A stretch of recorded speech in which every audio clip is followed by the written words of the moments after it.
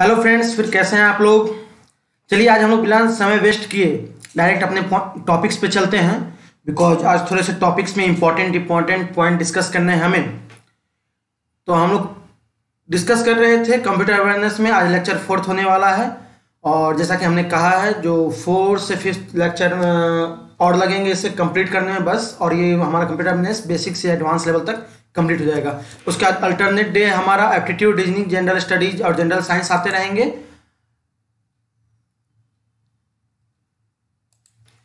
और daily current affairs आपको Monday से मिलेगा, कुछ फैक्ट्स और सिर्फ पॉइंट्स।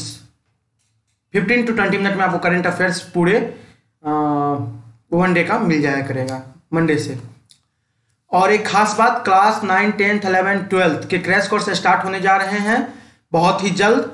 तो जल्दी से अपने आप को vikyatcompetition.in पे जाइए और रजिस्टर कीजिए। जो आपके साथ में आपके छोटे भाई बहन हैं उनको भी बोलिए जो जल्दी से रजिस्टर करें। बहुत लिमिटेड सीट है क्योंकि हम लोग बहुत कम बच्चे के साथ बैच बनाते हैं और कुछ ही बैच बनते हैं। और वहाँ से जो बच्चे सक्सेस करते हैं वो बहुत ही, हमारा रेशियो अच्छा है। पहले ऑफलाइन क्लासेस हमारी चलती थी, फिर अब ऑनलाइन भी आ गई है। जाइए रजिस्टर कीजिए और कोई भी प्रॉब्लम आने पे, डाउट आने पे हेल्प नंबर है हमारा यहाँ पे 9179484849। टेलीग्राम ग्रुप ज्वाइन कर लीजिए, वहाँ पे PDF मिलता है। और एक खास बात, ये class 9, 10, 11, 12 plus SSC, banking, railway यानी कोई भी कॉम्पिटिटिव एग्जाम, प्राइवेट सेक्टर हो या गवर्नमेंट सेक्टर हो, इन सभी में हेल्पफुल होता है aptitude, reasoning, general studies, general science, computer awareness और करंट अफेयर्स। तो इसे जरूर देखते रहें।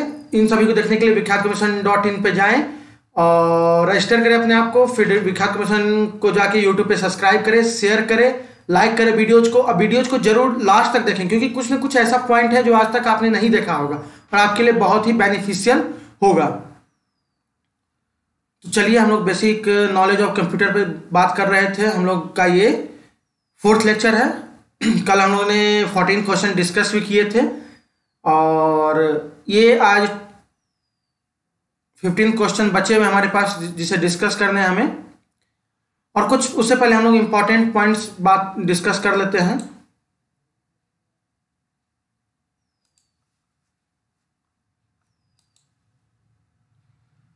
चलिए, जैसे कि आज हम लोग बात करने वाले हैं कंप्यूटर हार्डवेयर के बारे में, क्योंकि कंप्यूटर हार्डवेयर एक ऐसा चीज है जिससे क्वेश्चंस बहुत सारे बन सकते हैं और बहुत क्वेश्चन बनते भी हैं। तो आइए चलिए हम लोग डायरेक्ट चलते हैं अब कंप्यूटर हार्डवेयर के कुछ इंपॉर्टेंट पॉइंट्स पे, कि जिसमें कीबोर्ड आ जाएगा, कीबोर्ड के इंपॉर्टेंट कीज आ जाएंगे जिसके बारे में क्वेश्चन फ्रिक्वेंटली पूछा जाता है।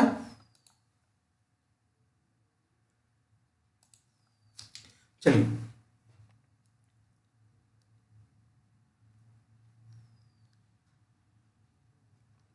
कंप्यूटर हार्डवेयर हम लोगों ने ऐसा कंपोनेंट के बारे में हार्डवेयर और सॉफ्टवेयर के बारे में हमने कल यानी लेक्चर 3 में हम लोगों ने डिस्कस किया था, जो हार्डवेयर क्या होता है और सॉफ्टवेयर क्या होता है। वैसे में एक बार मैं बता दूं, हार्डवेयर वो चीज होता है जो हम लोग जिसे फिजिकली टच कर सकते हैं, उसे हम लोग हार्डवेयर कहते हैं नॉर्मली। वैसे उसके बहुत सारे डिफिनेशन होते हैं, लेकिन नॉर्मली अगर डिस्कस कर रहे हैं हम लोग तो हार्डवेयर इतना जान लीजिए जो जिसे हम लोग टच कर रहे हैं, जैसे कीबोर्ड हो गया, माउस हो गया, ये सब सारे चीज हार्डवेयर होते हैं। इसमें अब कुछ इंपॉर्टेंट चीजें होती हैं। इनपुट डिवाइसेस और एक होते हैं आउटपुट डिवाइसेस। इनपुट डिवाइसेस ये होते हैं जिससे हम लोग कोई भी किसी भी टाइप्स का इनपुट देते हैं।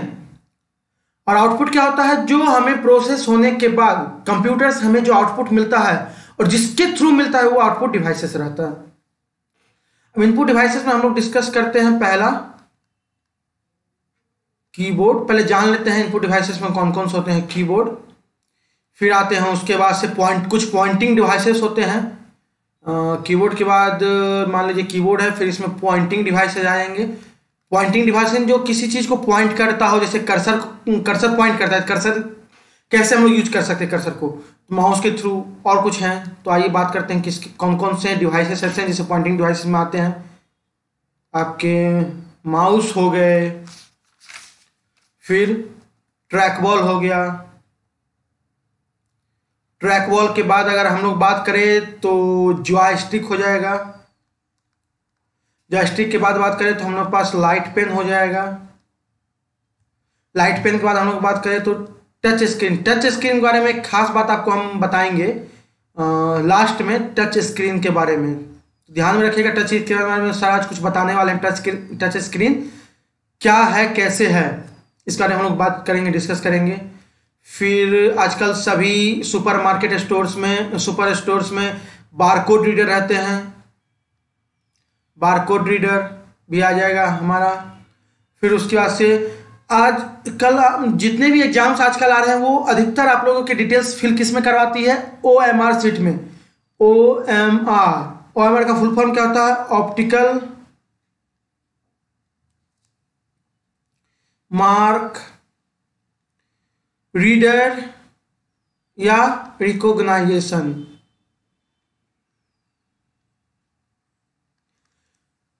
इसलिए बोला जाता है जो ऑप्टिकली ये मार्कर रीड करता है, OMR सीट हम लोग की मशीन जो है ऑप्टिकली रीड करता है मार्के हुए पॉइंट्स को। इसका आंसर रहता है कि वो जो सर्कल आपको रहता है उसे ठीक से फिल करना है, ना बाहर होना चाहिए, ना छोटा होना चाहिए, ना बड़ा होना चाहिए। प्रॉपरली आपको OMR सीट फिल करना रहता है, क्योंकि वो मशीन रीड करता है और उसे गड़बड़ लगता है तो तुरंत रिजेक्ट कर देता है उस चीज़ को। ये सब चीज़ ध्यान में रखने वाली है। ऑप्टिकल मार्क रीडर के बाद आ गया हमारा ऑप्टिकल कैरेक्टर रिकॉग्नाइजेशन, OCR। फिर magnetic ink character recognization, magnetic ink character recognization. फिर स्मार्ट कार्ड रीडर। फिर हमारा आ जाएगा बायोमेट्रिक सेंसर। फिर आ जाएगा हमारा स्कैनर।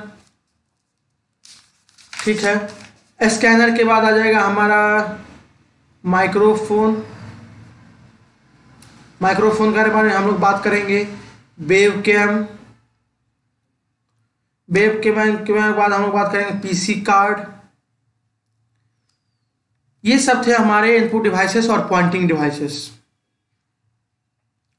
ठीक है, इसके बाद हम लोग बात करने वाले हैं कुछ इंपॉर्टेंट चीज जानने। ये सब एग्जाम में डायरेक्टली पूछा जाता है, इनपुट डिवाइसेस है या पॉइंटिंग डिवाइसेस है या आउटपुट डिवाइसेस है। डायरेक्टली क्वेश्चन इसमें बिल्कुल इधर उधर नहीं होता है, आपसे डायरेक्ट क्वेश्चन पूछा जाता है कौन से डिवाइसेस ये हैं। जैसे आपके पास माउस दे देगा, ट्रैक बॉल दे देगा, जॉयस्टिक दे देगा और एक कीबोर्ड दे देगा, तो बोलेगा कौन सा पॉइंटिंग डिवाइस है। इनपुट डिवाइसेस है लेकिन कौन सा पॉइंटिंग डिवाइस है, तो सिर्फ mouse, track ball, joystick pointing device होगा, कीबोर्ड तो इनपुट डिवाइस होगा, पॉइंटिंग डिवाइस तो है नहीं। तो इसमें कंफ्यूजन नहीं होना है, बस इस चीज को एक बार हमें रिवाइज कर लेना है, बाद में ये चीज हमारे दिमाग में आ जाता है तो क्या क्या पॉइंटिंग डिवाइसेस है, क्या क्या इनपुट डिवाइसेस है और क्या क्या आउटपुट डिवाइसेस है। आउटपुट डिवाइसेस जैसे कि मॉनिटर के बाद प्रिंटर के बाद प्रिंटर भी दो प्रकार के होते हैं, इम्पैक्ट प्रिंटर और non impact printer. Impact printer, non impact printer में हम लोग आगे डिस्कस करेंगे। तो इसमें आ जाएगा इंकजेट हो जाएगा, फिर line printer, drum printer, inkjet के बाद लेजर प्रिंटर, ये सब भी आता है, thermal printer, electromagnetic printer, non impact printer. फिर इसके बाद मॉनिटर हो गया, प्रिंटर हो गया, प्लॉटर आ जाएगा आप लोग का। प्लॉटर के बाद स्पीकर आ जाएगा, हेडफोन आ जाएगा और प्रोजेक्टर आ जाएगा। इतने आपके आउटपुट डिवाइस हो जाएंगे। अब आपको कुछ मतलब कि लग रहा होगा जो हमने माइक्रोफोन यहाँ लिखा है, हेडफोन में माइक्रोफोन होता है। जी हाँ दोस्तों, इसलिए अब हम लोग डिस्कस करने वाले हैं कुछ ऐसे पॉइंट्स में जो input devices and output devices दोनों होते हैं। तो ऐसे कौन कौन से हो गए हमारे? मॉडेम हो जाते हैं, मॉडेम्स, फिर नेटवर्क कार्ड्स, फिर हमारा टच स्क्रीन, फिर हेडसेट, फिर हेडसेट के बाद आ जाएगा फैक्स, फिर साउंड कार्ड या ऑडियो कार्ड्स,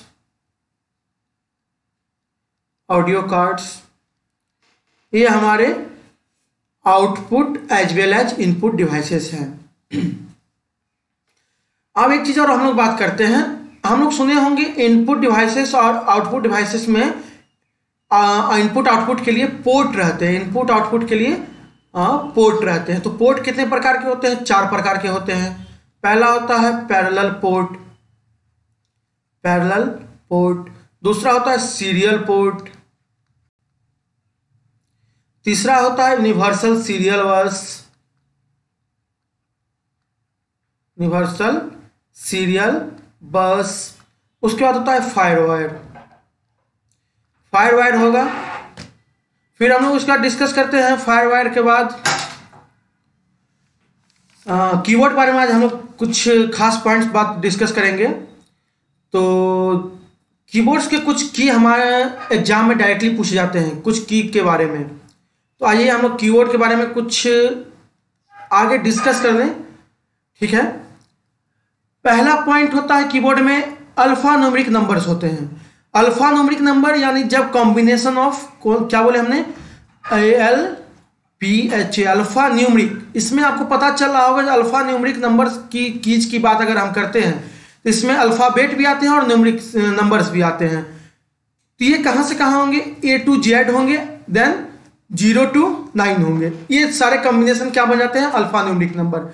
नेक्स्ट कॉम्बिनेशन की बात करें हमारा तो सिर्फ न्यूमेरिक नंबर आता है, न्यूमेरिक नंबर। न्यूमेरिक नंबर कौन से आ जाएंगे, यानी न्यूमेरिक नंबर की आ जाएंगे, न्यूमेरिक की आ जाएंगे। न्यूमेरिक की कौन से होंगे, 0 to 9 आ जाएंगे हमारे।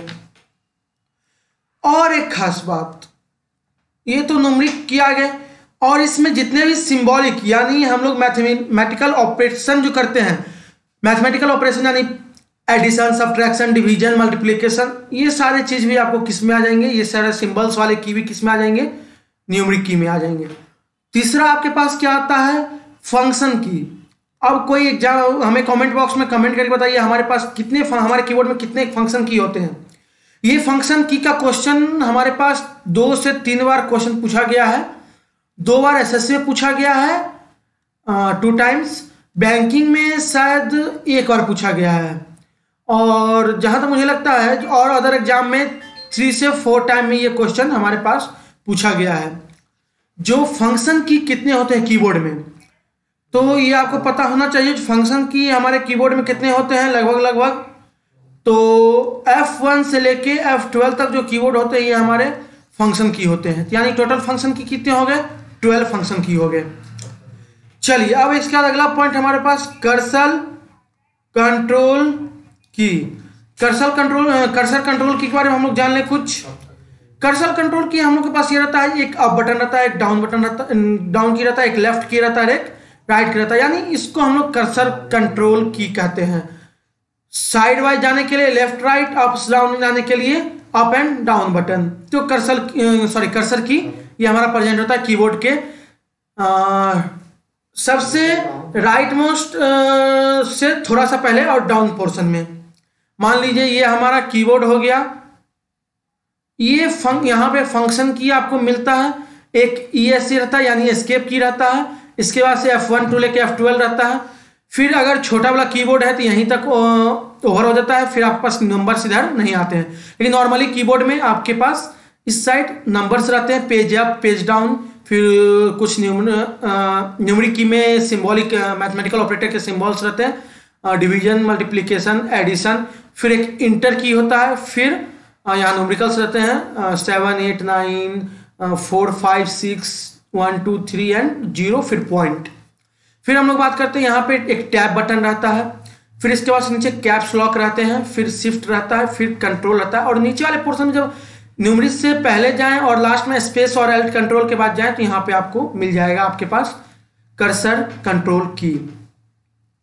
फिर अदर की में हम लोग बात करें तो कुछ एस्केप के बारे में हम लोग डिस्कस किए। एस्केप की ये इससे लिखा रहता है, उसे हम लोग एस्केप की कहते हैं। यानी कुछ भी मतलब कि हम लोग सिस्टम में काम कर रहे हैं, यानी कोई भी ऑपरेशंस हम लोग ऑपरेशंस कर रहे हैं तो उसको अगर हमें इंड करना है यानी अवॉइड करना है तो हम लोग कौन सा की का यूज करते हैं, ESC यानी एस्केप की का।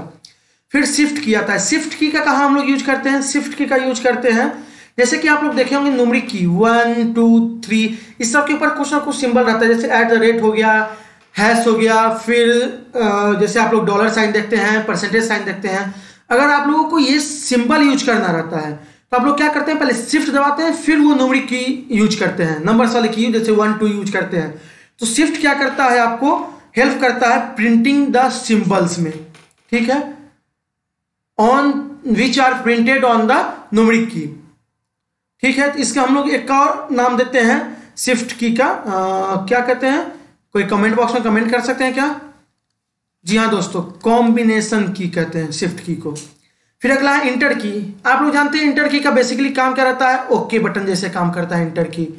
और कोई भी चीज को नेक्स्ट लाइन या नेक्स्ट पॉइंट से स्टार्ट करने के लिए हम लोग इंटर की का यूज करते हैं, ठीक है। फिर है डिलीट की, बैक स्पेस की, कैप्स लॉक की। छोटे बड़े में हमें कुछ लिखना है तो कैप्स लॉक का यूज कर देते हैं, बड़े में लिखना है तो कैप्स लॉक ऑन, छोटे में लिखना है तो कैप्स लॉक ऑफ। डिलीट की, अगर कोई चीज को डिलीट करना है, डिलीट का हम लोग यूज करते हैं डायरेक्ट।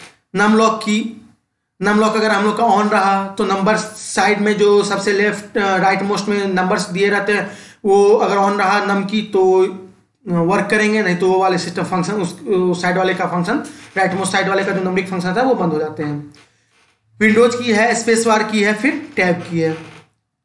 ये थे हमारे कीबोर्ड के कुछ इंपॉर्टेंट पॉइंट जो एग्जाम में बहुत फ्रीक्वेंटली पूछे जाते हैं आजकल। कंप्यूटर जब आप टाइपिंग करने जाते हैं तो कीबोर्ड पे आपका कैसा कॉम्बिनेशन फिंगर्स का बन रहा है, कैसे आप कीबोर्ड को समझ रहे हैं, किस कीज का क्या काम है, ये जानना बहुत ही जरूरी रहता है। और आजकल बहुत सारे एग्जाम ऑनलाइन हो रहे हैं तो आपको कीबोर्ड के कीज का फंक्शन जानना बहुत ही बेहद ही जरूरी है। चलिए, जैसे प्रिंटर के बारे में हम लोग बात किए थे, प्रिंटर भी दो टाइप के होते हैं, इम्पैक्ट प्रिंटर और नॉन इम्पैक्ट प्रिंटर। इसमें लेजर जेट आ जाते हैं, एम्बेडेड आ जाते हैं, फिर उसके बाद हम लोग बात करते हैं इलेक्ट्रोमैग्नेटिक आ जाते हैं, इस टाइप के लेजर जेट आ जाते हैं, फिर ड्रम आ जाते हैं, डिजिबल प्रिंटर आ जाते हैं। तो ये सब चीज़ इंपॉर्टेंट पॉइंट्स है जिसको एक बार रिवाइज करना है, लेकिन हमारे पास समय कम है, इसलिए सब ज़्यादा पूछने जाते हैं। तो आप लोगों को बस मैं ये कह रहा हूँ कि अगर आपको कहीं ये पॉइंट्स लगे जो कहीं ये क्वेश्चन पूछे जाते हैं तो आप एक बार बस उस चीज़ को रिवाइज कर दीजिएगा। ऐसे मेरा ख्याल है, जो मेरी 100 में 90% चांसेस है ये क्वेश्चन आते नहीं है। अब कभी 10% में आ जाए तो इसकी गारंटी तो कोई नहीं ले सकता है। और जैसे कि हम लोग डिस्कस किए थे पहले, जो कुछ इनपुट आउटपुट डिवाइसेस साथ में होते हैं, जैसे कि आप लोग हेडफोन यूज करते होंगे, उसमें माइक्रोफोन भी रहता है और स्पीकर भी रहता है। तो ये क्या हमारा हो गया, इनपुट आउटपुट डिवाइसेस दोनों होते हैं। कुछ एग्जाम में डायरेक्ट पूछ लिया जाता है कौन से इनपुट डिवाइसेस होते हैं, कौन से पॉइंटिंग डिवाइसेस होते हैं, कौन से आउटपुट डिवाइसेस होते हैं। तो ये सब चीज़ आपके जानकारी में रहना आजकल के लिए बेहद जरूरी है। और हम लोग पोर्ट के बारे में डिस्कस कर लिए हैं। पैरेलल पोर्ट होते हैं, सीरियल पोर्ट होते हैं, यूनिवर्सल बस पोर्ट होते हैं और फायर वायर होते हैं। चलिए, कुछ इंपॉर्टेंट मेमोरी के बारे में आज हम बस छोटी सी डिस्कशन कर लेते हैं, फिर क्वेश्चन पे हम लोग चलेंगे। मेमोरी का बस हायरार्की जान लीजिए, मेमोरी कैसे हाई लेवल और लो लेवल में डिस्कस कर सकते हैं हम लोग। अगर आपको दे दिया जाए जो सबसे ज़्यादा मेमोरी कौन सा स्टोर करता है, सबसे कम मेमोरी कौन सा स्टोर करता है, फिर आपके पास जैसे कि हम लोग कल बात किए थे फ्लैश मेमोरी क्या होता है, फिर वर्चुअल मेमोरी क्या होता है, फिर कैचे मेमोरी हमने कल बात किए थे, उसके बारे में हम लोग डिस्कस करेंगे। लेकिन अभी हम लोग बस एक छोटा सा व्यू ले लेते हैं कंप्यूटर मेमोरी का। तो अगला टॉपिक हम लोग का क्या रहेगा, कंप्यूटर मेमोरी, इसको हम लोग कल डिस्कस करेंगे। आज कुछ क्वेश्चन है उसको भी डिस्कस करने हैं।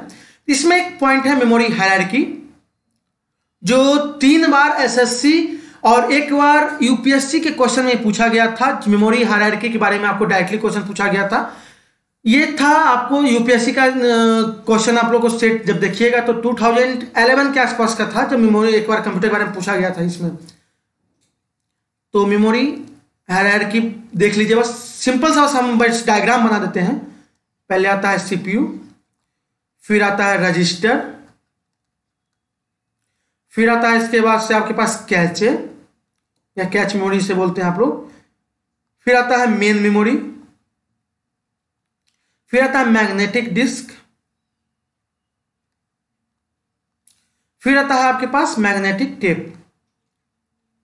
अब इसमें आपको एक खास बात बता दें, आपको लग रहा होगा ये सारा चीज एक सीरीज में चल रहे हैं। जी हाँ दोस्तों, चल तो रहे हैं सीरीज में, लेकिन जानने की खास बात इसमें जानने वाली ये है कि किसकी स्पीड कैसे है, किसका स्पीड ज्यादा है, किसका स्पीड कम है, और किसकी साइज में। यानी हम लोग यहाँ डिस्कस कर रहे हैं तो साइज पे डिपेंड नहीं करता है।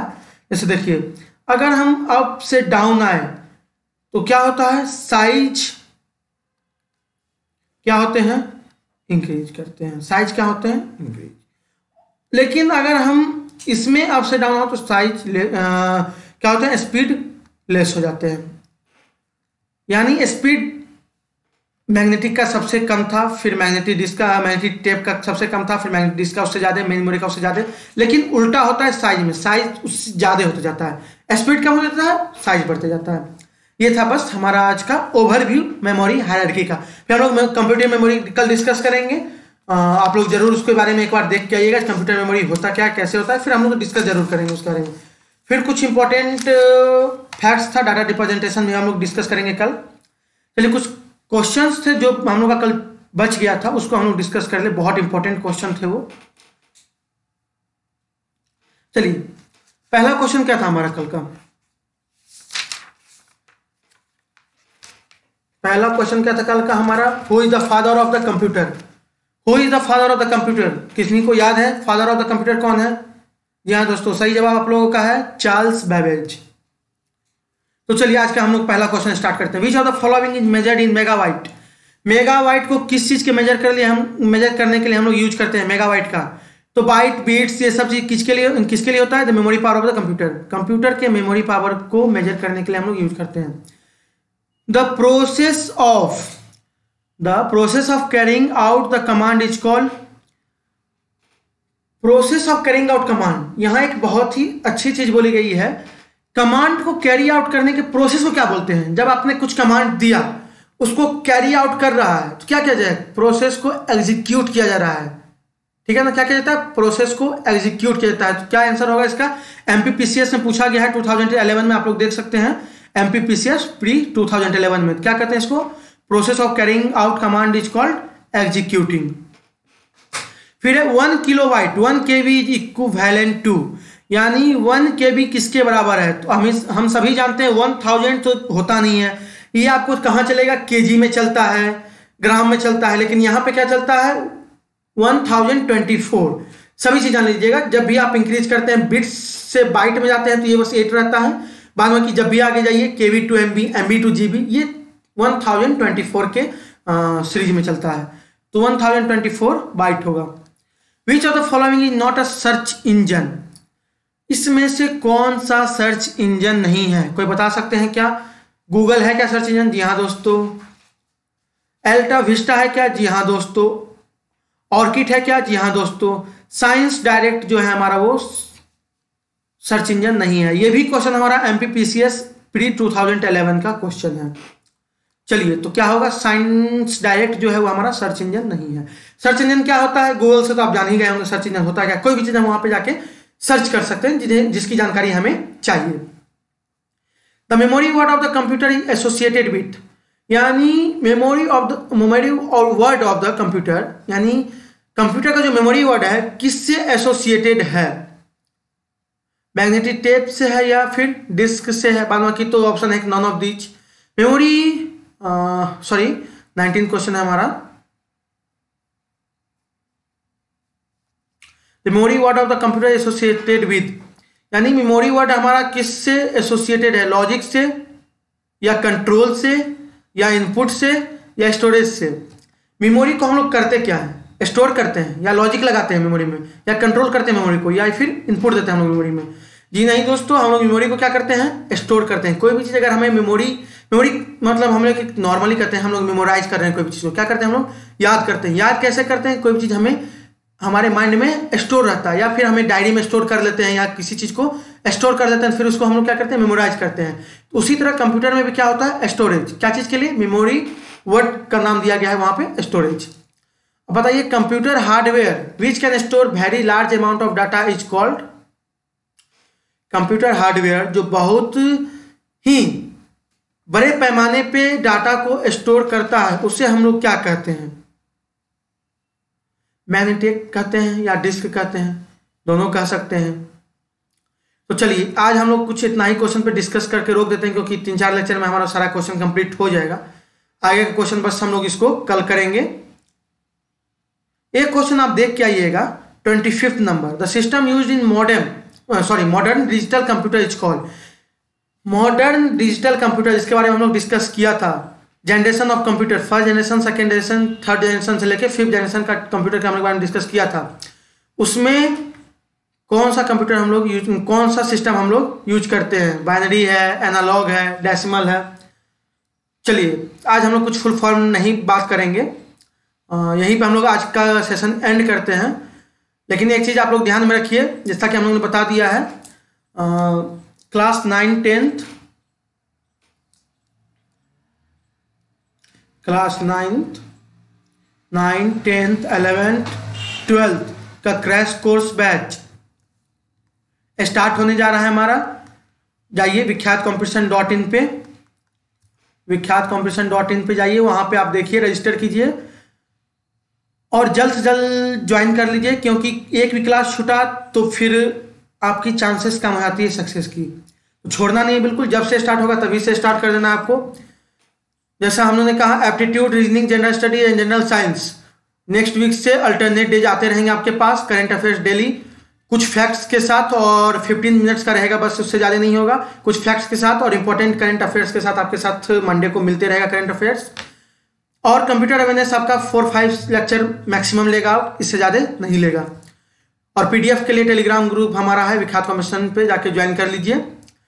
फिर मिलते हैं दोस्तों जल्द ही कल। उससे पहले आप एक काम कीजिए, सारे लेक्चर्स को, जिन्होंने लेक्चर्स नहीं देखा है जाके लेक्चर्स को देखिए, और जो भी आपको लगता है कमेंट बॉक्स में कमेंट कीजिए। ठीक है, मिलते हैं कल, तब तक के लिए नमस्कार।